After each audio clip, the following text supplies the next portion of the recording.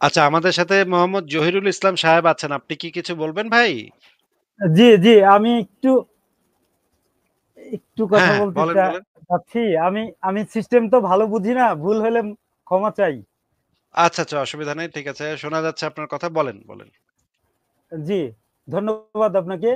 আ আমি ওই কমেন্টসেও লিখেছি। আ লিখাটা আপনাদের চোখে পড়েছে কিনা এই কথা বলব না এখন। আমি একটু কাজ করতেছি। সরো। হ্যাঁ, আপনি তো বলেন। আপনি আ যেটা কমেন্টসে লিখেছেন সেটা আপনি বলতে পারেন। আপনার কথা শুনি। বলেন। আ ইসলামের আমরা তো জন্মলগ্ন পারিবারিকভাবে ইসলামের আ গণ্ডির ভিতরে বসবাস করছি বা আমল করতেছি। কিন্তু আসলে ইসলাম তো কিছুই বুঝি না। যদি কিছু পড়তে যাই তখন অনেক কিছু খটকা লাগে। তা আপনাদের আলোচনাগুলো শুনে খুবই মুগ্ধ হচ্ছি। খুব আগ্রহ বোধ করছি। আর ইসলামের খুঁটিনাটি অনেকগুলো জিনিস আছে যেগুলো আমাকে মুগ্ধ করে বা ভালো লাগে। কিন্তু কিছু জিনিস তো কন্ট্রাডিক্টরি বা খুবই ভালো ওগুলো বুঝতে পারি না। আপনাদের আলোচনা শুনলে খুব ভালো লাগে। এখন আপনাদের কাছে আমি একটু প্রশ্ন করেছি যে আপনাদের কি কাছে ইসলামের কোনো কিছুই ইসলামের অঙ্গনে কোনো কিছুই কি মুগ্ধ হওয়ার মতো আপনারা দেখেন না? ভালো কিছু কি আপনাদের চোখে পড়ে? এটা বলছি আরকি। ভালো কিছু আমার চোখে ইব্রাহিম ভাই আমরা তাহলে একটু জহিরুল ভাইয়ের সাথে কথা বলি। ইব্রাহিম ভাই আপনি কি একটু আমাকে সময় দিবেন? উনার সাথে একটু কথা বলে নিই। উনি একজন যেহেতু হ্যাঁ, মনে অবশ্যই, হচ্ছে অবশ্যই। হ্যাঁ, বলেন তাহলে সমস্যা নেই। আপনাকে একটু হুম। ব্যাক স্টেজে রাখি ইব্রাহিম ভাই, কিছু মনে না করলে? আমাকে কি উঠাইবেন? মানে একটু তাইলে আমি ব্যাকস্টেজে দেন সমস্যা নাই। আমাকে উঠাইতে হবে কিন্তু এরপরে আবার।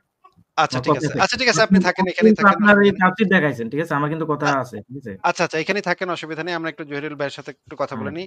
জহিরুল সাহেব আপনাকে আমি যেটা বলতে চাই জি, যে ইসলামের ভিতরে জি এমন স্যার। কিছু ভালো কিছু আমি কখনো পাই নাই, যেইটা জি, আমি আমার যুক্তি দিয়ে সেটা ভালো নাকি মন্দ এটা বুঝতে পারি না। ইসলাম আমারে ১ম বার সেইটা যে ভালো, এটা যে ইসলাম আমারে ১ম বার বলছে এরকম কোনো কিছু আমি পাই নাই ইসলামের ভিতরে। বরঞ্চ ইসলামের ভিতরে আমি ১ম বার এরকম অনেক জিনিস পাইছি যেগুলো খুবই জঘন্য, জঘন্য কথাবার্তা। আ জি, আপ আমি যেটা আসলে আপনাকে বোঝাতে চাচ্ছি যে, ইসলামের ভিতরে হয়তো ভালো অনেক কিছু আছে। সেইগুলা ইসলামে আছে বলে যে জিনিসগুলা ভালো সেটা না।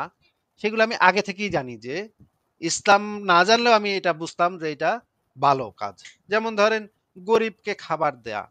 গরিবকে জি, যদি জি, কেউ জি, খাবার দেয়, এটা ভাই জি, আমার ইসলাম দরকার নাই ভাই। কোরআন দরকার নাই ভাই এটা বোঝার জন্য আমার। আমি জি, যদি নাস্তিক্য হইতাম, আমি যদি ছোটকাল থেকে নাস্তিক হইতাম, তাইলেও আমি এটা বুঝতাম যে এটা একটা ভালো কাজ। যদি আমার সামর্থ্য থাকে, তাইলে আমি যার কাছে যার খাবার নাই তাকে একটু খাবার দিব। এটা ইসলাম যে আমাকে বলার পরে আমি এটা বুঝতে পারলাম, ব্যাপারটা এরকম না। এটা ইসলাম না থাকলেও জি, আমি বুঝতে পারতাম। ঠিক আছে? বা জি স্যার। যেমন ধরেন আর কি ভালো কাজ আছে? যেমন ধরেন সত্য কথা বলা উচিত, তাই না? বেশিরভাগ জি, সময় জি। আমরা সত্য কথা এটার বলার ব্যাপারে চেষ্টা করি। বলে সত্য কথা বলো, সদাচরণ করো এগুলো। এই জিনিসটা আমার ইসলামে আসলে দরকার নেই ইসলামের। এটা আমি এমনি বুঝি। আমি আমার ইসলাম ছাড়াও আমি এটা বুঝতে পারতাম। ইসলাম মনে করেন পৃথিবীতে নাই। কোরআন পৃথিবীতে নাজিলই হয় নাই। তারপরেও আমি আমার যুক্তি দিয়ে এই জিনিসটা বুঝতে পারতাম যে সত্য কথা বেশিরভাগ সময় সত্য কথা বলাটাই উচিত। যতক্ষণ না নিজের জীবনের বিপদ আসে। নিজের জীবনের উপরে আসলে তখন একটু মিথ্যা কথা বলা-টলা ঠিক আছে। কারণ নিজেরে তো জি, বাঁচাইতে হবে। নিজের জীবনটা রক্ষা করতে হবে। তখন একটু মিথ্যা কথা টা বলা যায়। কিন্তু বেশিরভাগ সময় সত্য কথা বলা উচিত। এই সমস্ত বিষয় ইসলামের আগে থেকেই মানুষ এগুলো আসলে জানে। ইসলাম আবির্ভাব হওয়ার আগে থেকেই মানুষ এই জিনিসগুলো আসলে জানে।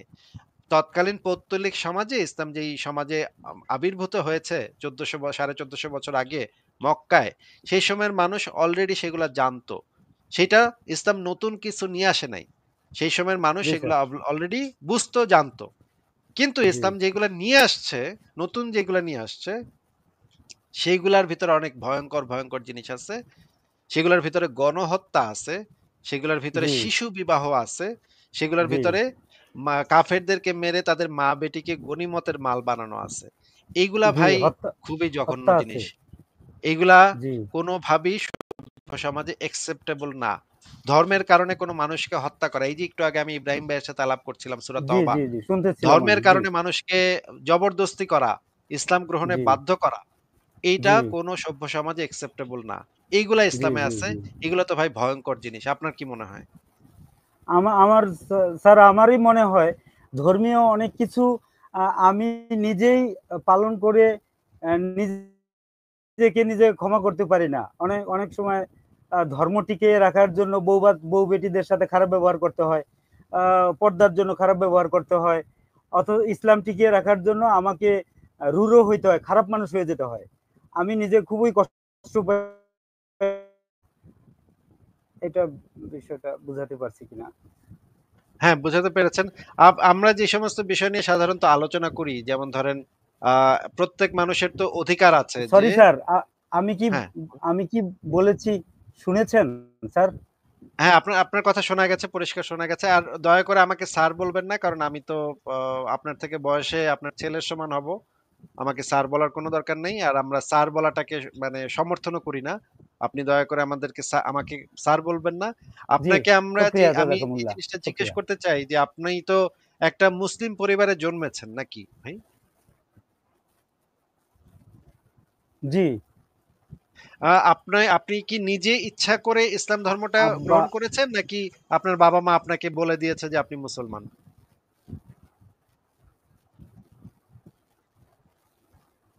মানে পরকাল পরকালের উপরে প্রগাঢ় বিশ্বাস এ নিয়ে ঈমান আমল নিয়ে চলি। কিন্তু এটা যদি না প্রাপ্তি না ঘটে তাহলে মানে মেনে নিতে পারছি না। দুঃখে কষ্টে আ খুবই আঘাতপ্রাপ্ত হচ্ছি। সারা জীবন ইবাদত করে ধর্মকর্ম করে চলার চেষ্টা করছি। এগুলো যদি সবই ফেলনা হয়ে যায়, খুব আঘাতপ্রাপ্ত হচ্ছি আরকি। হ্যাঁ, সেটা তো অবশ্য ঠিকই বলেছেন যে, যে এত বছর ধরে আপনি এত কাজ করেছেন, এত ইনভেস্ট করেছেন, নামাজ রোজা করেছেন, এত সুন্দর দাড়ি রেখেছেন। কিন্তু এটা যদি এখন মিথ্যা হয়ে যায় তাহলে তো বিরাট একটা সমস্যা। এত বছরের ইনভেস্ট সব তো বৃথা গেল নাকি? জি, কিন্তু এই জিনিসটা কি আপনি কখনো মানে যাচাই করে দেখেছেন? যুক্তি আমার দিয়ে বোধহয় নেটটা যাচাই করে একটু দুর্বল যাচ্ছে। যুক্তি দিয়ে কি এই জিনিসটা যাচাই আচ্ছা দাঁড়ান আপনাকে আমি একটু একটা দেখি নেটটা ঠিক করা যায় কিনা। হ্যাঁ, আচ্ছা আমাদের সাথে জহিরুল ভাই আবারও যুক্ত হয়েছেন। জহিরুল ভাইকে আমি একটু যুক্ত করি। জহিরুল ইসলাম সাহেব আপনাকে আবারও যুক্ত করা হয়েছে। আপনি আবারও চলে আসছেন দেখা যাচ্ছে। আপনি একটু নিজেকে আনমিউট করে কথা বলেন। দেখেন একটা মাইক্রোফোন বাটন আছে। সেটাতে চাপ দিলে আপনার কথা আমরা শুনতে পাবো। এখন আপাতত শুনতে পাচ্ছি না। জি, এই তো এবার এখন হয়েছে। কি হ্যাঁ, এবার শোনা বলেন। যাচ্ছে? হ্যাঁ, জি, শোনা যাচ্ছে। জি, বলেন। জি। আমি আমি তো এমনি অভদ্রের মতো চলে গেলাম। একটু থ্যাংকস ও জানালাম না। ওইজন্য আবার ভাবলাম যে একটু সুযোগ যদি হয় কথা বলি আর বিদায় নেই। এজন্যই আসলে হ্যাঁ, খুবই ভালো লাগলো আপনার সাথে কথা বলে। তো মোহাম্মদ জহিরুল ইসলাম সাহেব আপনার সাথে কথা বলে খুবই ভালো লেগেছে। আপনি যদি আরো কোনো আলোচনা করতে চান বা কথা বলতে চান তাহলে বলতে পারেন। অসুবিধা নেই। স্যার বলার তো অনেক কিছুই আছে। আ প্রকৃতপক্ষে আমি নিয়ম মেনে চলা মুসলিম। রাত জেগে তাহাজ্জুদ পড়ি, ৫ ওয়াক্ত সালাত আদায় করি। তারপরে ইসলামের খুঁটিনাটি সবই পালন করার চেষ্টা করি। আর এগুলো পালন করতে যেয়ে অনেকের সাথে রূঢ় হই। আ জীবনে অনেক কষ্টও করি। কিন্তু ধর্ম ভালো করে জানা হয়নি, পড়া হয়নি। যখনই জানতে যাই তখন খটকা লাগে। অধিকাংশ জিনিসই বুঝতে পারি না।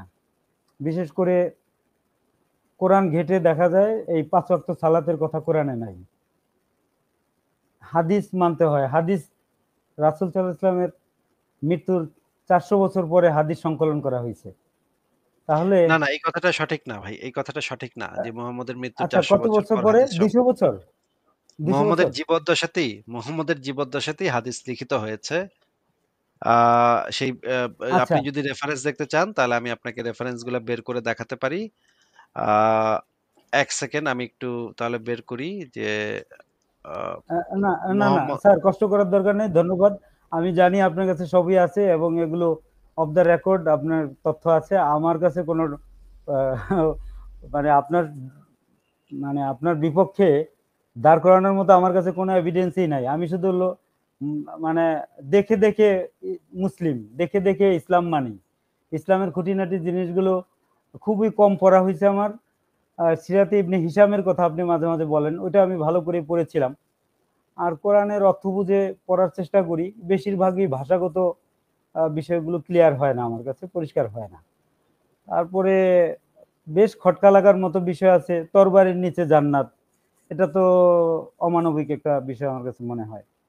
তারপরে যে এই যে আমরা মুক্ত মনে চিন্তা করতে পারবো না, আমি তো মাথা বিক্রি করে কাউকে দিয়ে দিইনি। আমাকে এক একজনকে ইসলামের ব্যাপারে কঠোর হয়, আমি কঠোরতা খুবই ডিসলাইক করি। এটা খুব আহত করে আমাকে। আমি অনেক কি বলছি, আমি কোনো পলিটিক্যালি কোনো বিষয়গুলোকে অ্যালাউ করি না। আর এই কেউ আমাকে কোনো দলে ভিড়ানোর চেষ্টা করলে আমি সেটা অবজার্ভ করতে যেয়ে দেখি যে তার মধ্যে ভ্রান্তে ভরা এবং নানা রকম ব্যাকগ্রাউন্ডে বহু খারাপ জিনিস আছে, ফলে বাদ দিছি। আমি কোনো পলিটিক্যালি কোনো গ্রুপের সাথে জীবনে কখনো ছাত্র জীবন থেকেই মিশি নাই। এখন কিভাবে কিভাবে যেন আপনাদের সাথে ইউটিউবে আপনাদের যুক্ত আলোচনাগুলো হয়ে গেলেন। শুনতে পেলাম। পেয়ে গেলেন। আচ্ছা যুক্ত আপনাকে হলাম তাহলে আমি বলতে একটা জিনিস আপনাদের আ আপনাকে একটা জিনিস জিজ্ঞেস করি যে আপনার এমন একটা জিনিস আমাদেরকে বলেন যে এই জিনিসটা আপনি কোরআন থেকে পড়ে আপনার ভেতরে খটকা লেগেছে যে এই জিনিসটা তো সত্য হইতে পারে না বা এই জিনিসটা তো মনে হইতেছে যে একটু সমস্যাজনক। কোন জিনিসটা পড়ে আপনার মনে হয়েছে এটা? আহ, এরকম অনেক কিছুই আছে এই মুহূর্তে। যেটা মনে হয় সেটা হলো কোরআনে অন্যান্য সালাদগুলোর কথা কিছুই লেখা নাই। ফজর, জোহর, আসর, মাগরিব, ইশা, এটা কি সত্যি? না শুধু তাহাজ্জুদের ব্যাপারটা কি উল্লেখ করা আছে, আহ, রাতের কিয়দংশ তোমরা কিয়াম করো, এটা তো এটা তো আমার কাছে খুবই খটকা লাগার মতো একটা বিষয় মনে হয়। যে যেই কোরআনের সালাদকে ভেতরে আমরা জান্নাতের ৩ বার চাবি ৩ বার বলি। নামাজ পড়ার কথা বলা আছে কিন্তু ঘুরায় ফিরায় ৫ বারও এটা বাইর করা যায়। ঘুরায় ফিরায় এদিক সেদিক কইরা ৫ বারও তৈরি করা যায়। কিন্তু আপনাকে আমি আসলে নামাজ বা রোজা রাখা বা যাকাত দেয়া এই জিনিসগুলা জিজ্ঞেস করছি না। আ আপনি জি কি কোরআনে যে আদম হাওয়ার গল্প তো পড়েছেন। আদম হাওয়াকে জি কিভাবে জি বানানো হইলো, শয়তান কি করলো না না করলো। এইগুলা পড়ে জি কি আপনার জি কাছে কখনো মনে হয় নাই যে এগুলা প্রাচীনকালের রূপকথার গল্প এগুলা তো সত্য হইতে পারে না। এটা কি আপনার মনে হ্যাঁ হয় নাই হ্যাঁ, কখনো? এটা মনে মনে হয়, মনে হয়, মনে হয় যেমন এবং ধরেন অনেক কিছু খটকা লাগে। যেমন ধরেন শয়তানের সেক্ষেত্রে জি শয়তানকে যে বলা হইলো সিজদা করতে। আ মানে জি জি সিজদার একমাত্র মালিকানা তো আল্লাহর, তাই না? আমরা যে জি জি জি জি ইসলামের জি যে তাওহীদের যে ঘোষণা দেয়, হুম ইসলামের যে সবচাইতে গুরুত্বপূর্ণ যে বিষয়টা সেটা হচ্ছে শিরক করা যাবে না। শিরক হচ্ছে সবচাইতে ভয়ংকরতম অপরাধ। অন্য জি কাউকে জি সিজদা স্যার, করা যাবে না। এক্স্যাক্টলি এক্স্যাক্টলি এটাই মনে পড়ে মাঝে মাঝে। এটা বারবার খটকা লাগে যে সেজদা করা হারাম, সেজদা করলে শিরক হয়। আর সেই মানবকে সেজদা করতে বলা হলো সকল ফেরেশতাদের। সেক্ষেত্রে তো এটা আল্লাহ সেজদা করতে বললেন, তো শিরক করতে তো আল্লাহই বললেন। এটা তো খটকা আল্লাহ লাগার কিভাবে মতোই বিষয়। শিরক করতে বলে? যে আল্লাহ শিরককে সবচাইতে ভয়ংকরতম অপরাধ হিসেবে ঘোষণা করেছে, সেই আল্লাহ আবার শিরক করতে কিভাবে বলে অন্যদেরকে? এটা তো মানে খুবই পরস্পর বিরোধী জিনিস, তাই না? জি জি জি, অবশ্যই অবশ্যই পরস্পর বিরোধী। এটা এটা এবং খুবই খটকা খটকা লাগে। কিন্তু আমরা হুজুর মোল্লাদের কাছে জিজ্ঞাসা করতে গেলে তারা বলে যে আহ, অত কিছু জানা যাবে না, যদি তুমি বেশি জ্ঞান অর্জন করতে চাও তাহলে তুমি জ্ঞান পাপী হয়ে উঠবা। নাস্তিক হয়ে যাবেন নাকি? না, এইসব বলে জ্ঞান বেশি জ্ঞান অর্জন করতে গেলে এটা লা রাইবা ফি হুদাল লিল মুত্তাকিন। মুত্তাকিন যদি হইতে চাও তাহলে না দেখা জিনিসের উপরেই বিশ্বাস করতে হবে। গায়েবে বিশ্বাস করতে হবে। অদেখা হ্যাঁ, ঠিকই বলেছেন। অদেখা জিনিসকে এটাই এইসব ইসলামের আকীদা। কিন্তু মনে এইসব করেন আমি একটা মুসলিম পরিবারে জন্ম নিয়েছি এবং পরে আমার কাছে মনে হইল যে ইসলাম ধর্মটা মিথ্যা। আমি ইসলাম ধর্মটা ত্যাগ জি, করলাম।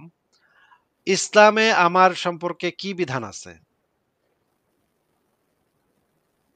ত্যাগ করা তো যাবে না স্যার। ত্যাগ আম করলে আমাকে কি করতে হবে? আমাকে কি করবে তারা? এটা তারা তো বলে যে ত্যাগ করলে কতলযোগ্য অপরাধ করলো। এটা কেমন কথা? এটা কি মানে আমার হ্যাঁ, মানবাধিকার লঙ্ঘন করা হইল না? এটা তো মেনে নেওয়ার মতো বিষয় না। সবচেয়ে বড় কথা হলো উম, আমাকে উম, মানে আটকে রাখার জন্য এরকম একটা বাক্য ব্যবহার করা, এবং এটা তারা এভিডেন্সও দেখায়। তো খুবই কষ্টদায়ক। এই জিনিসগুলো তো কোনো সভ্য সমাজে চলতে পারে না, তাই না? যে এই যে মানে এই ধর্ম ত্যাগ করলে মেরে ফেলবো, কল্লা উড়াইয়া দিব, জবাই করব। এগুলা তো সভ্য সমাজের আচরণ না, নাকি? এটা তো আমি তো একমত পোষণ করি, কিন্তু ছেড়ে দেওয়া, ছেড়ে আসা তো খুবই কঠিন। এটা ভয়াবহ ব্যাপার। সামাজিক ব্যাপারগুলো এখন তো আমাদের যা যা এবাদত গুলো সবই লোক দেখানো এবাদত করছি আমরা। আর যত ধর্মের অনুশাসনগুলো আছে সবই ধর্মন্ধতা, কিছুই বুঝি না অথচ পালন করতে বাধ্য হচ্ছি। হ্যাঁ, পালন না করলেও চলে না। দান সদকা থেকে শুরু করে জাকাত ফিতরা থেকে শুরু করে সকল অঙ্গনে আহ, এটা বাধ্য, মানে ইসলামের, আমার তো মনে হয় যে ইসলামের সৌন্দর্যগুলো মানুষই এগুলোকে সুন্দর করে ফুটায় তুলছে। আহ, কোরআন হাদিসের আহ, আলোচনায় আরো কঠিন মনে হচ্ছে। এতটা মানবতা নাই, কিন্তু মানুষ ইসলামকে প্রেজেন্ট করতে যেয়ে অনেক সুন্দরভাবে হয়তো প্রেজেন্ট করে।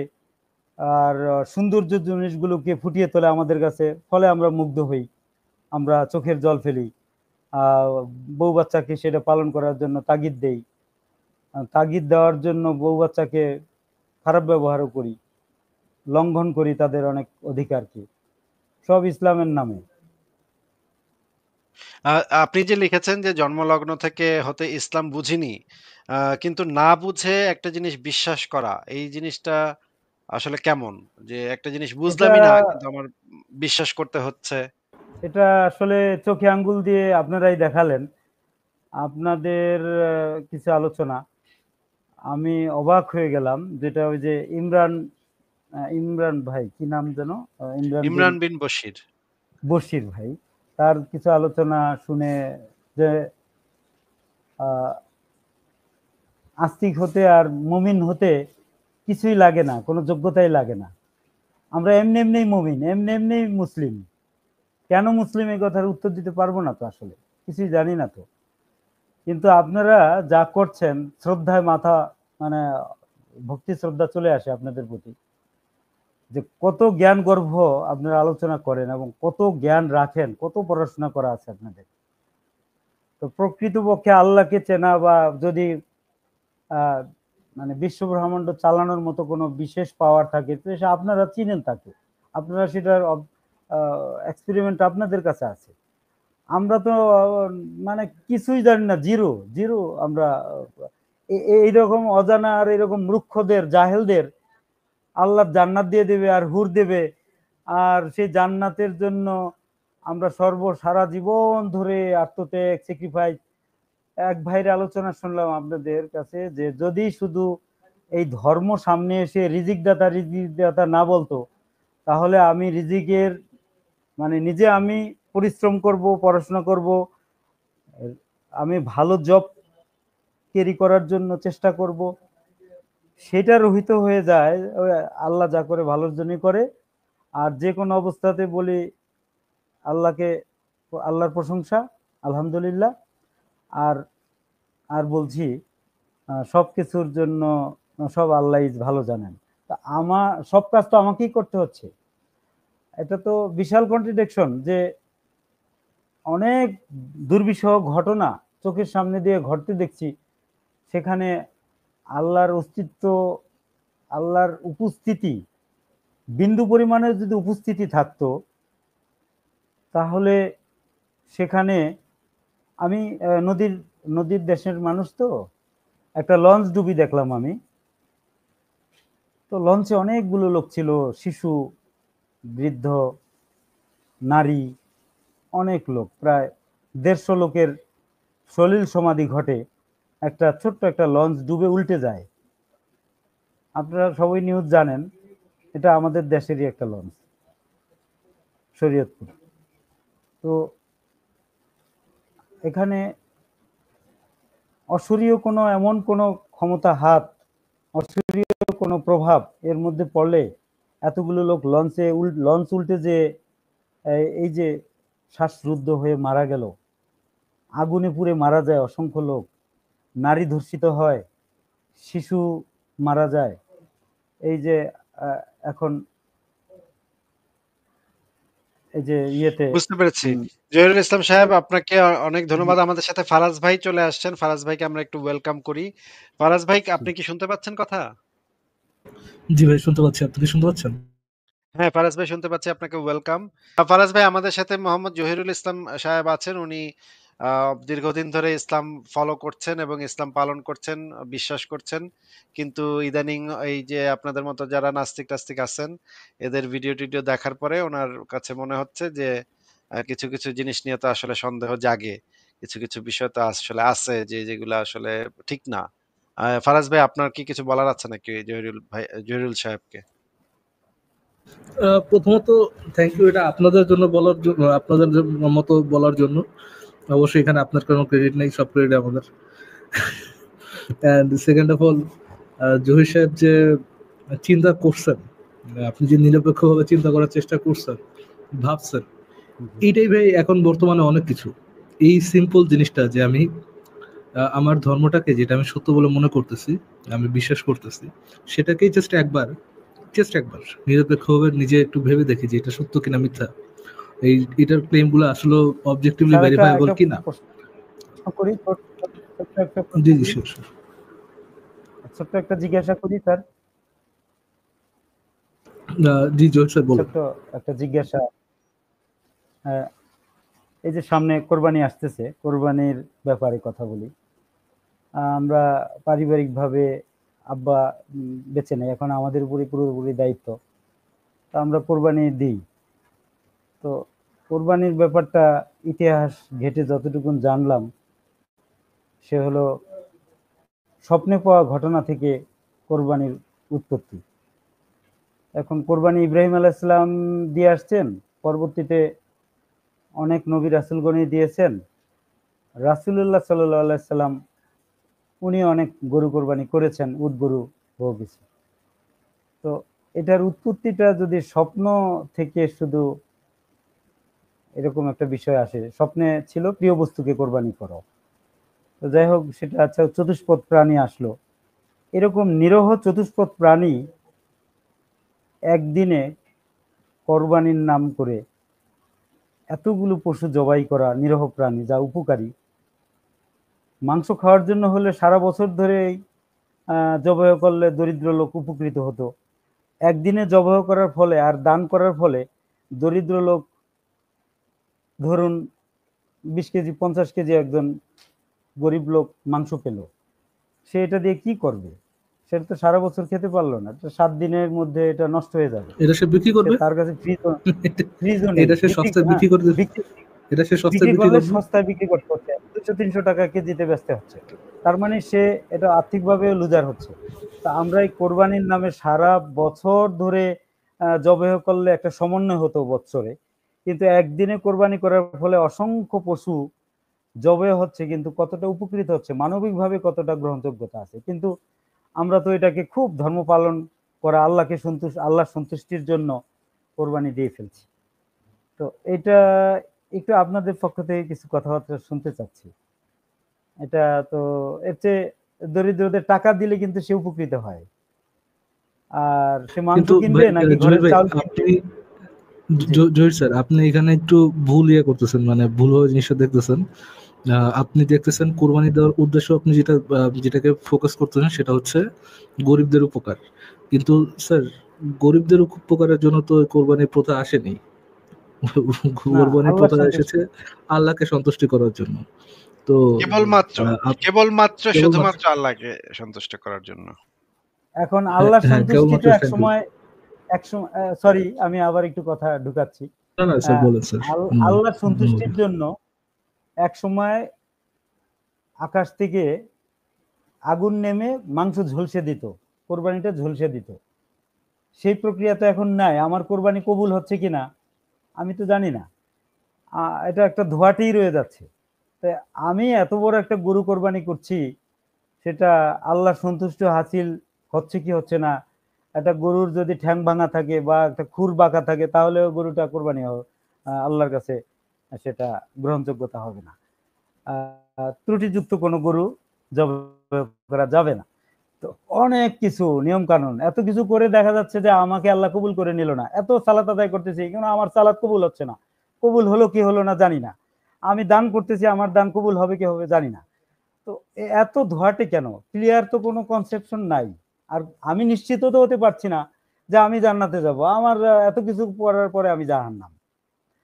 তো কুকুরের পানি পান করে একজন পতিতালয়ের নারী জান্নাতে যেতে পারছে, তার মানে এটা তো আল্লাহর একটা স্বেচ্ছাচারিতা। এখানে কোন রকম কি কোনো ভিত্তি আছে যে আমি এই এবং আমল করলে ওই অবশ্যই জান্নাতে যাব?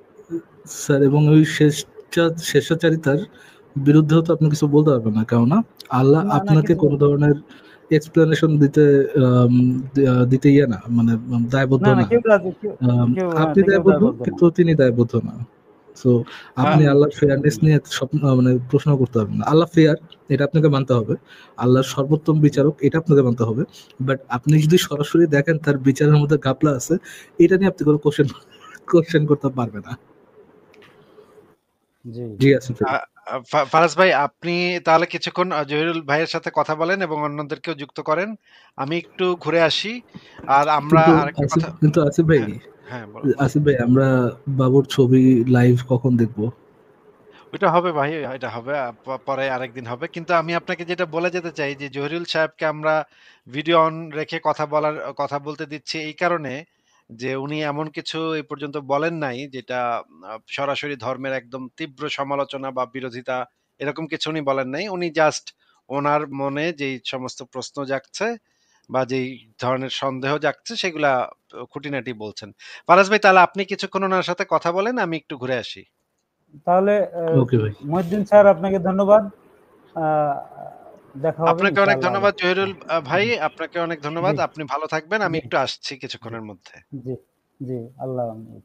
জি, জি স্যার বলেন। তো আমি আহ, অনেক খটকা এবং এত সংশয়, আহ, যাচাই করতে গেলে কিছুই থাকে না। এটা কম্বলের মতো, পশম বাঁচতে বাঁচতে এটার কিছুই আর থাকে না একেবারেই। মানে আমি তো যুক্তি আর যদি এভিডেন্স দিয়ে প্রমাণ সাপেক্ষে ধর্ম যাচাই করতে যাই, তাহলে কিছুই টিকে না।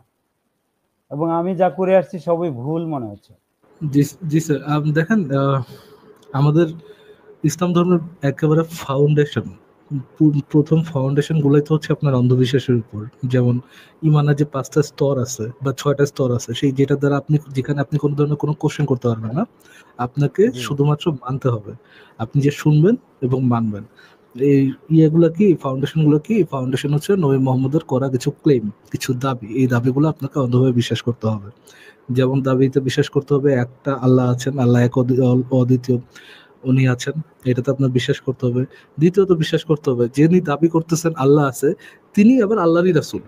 হ্যাঁ, এটা আবার অন্ধভাবে মেনে নিতে হবে, আপনি এটাতে কোনো ডাউট করতে পারবেন না। তৃতীয়ত, তিনি একটা কেতাব নিয়ে আসবেন, এই কেতাবেও আপনাকে অন্ধভাবে বিশ্বাস করতে হবে, এটা হচ্ছে আল্লাহর প্রেরিত কেতাব, যেটা তো আপনি কোনো ধরনের কোনো ডাউট করতে পারবেন না। চতুর্থত হচ্ছে আপনার পরকাল, জান্নাত জাহান্নাম।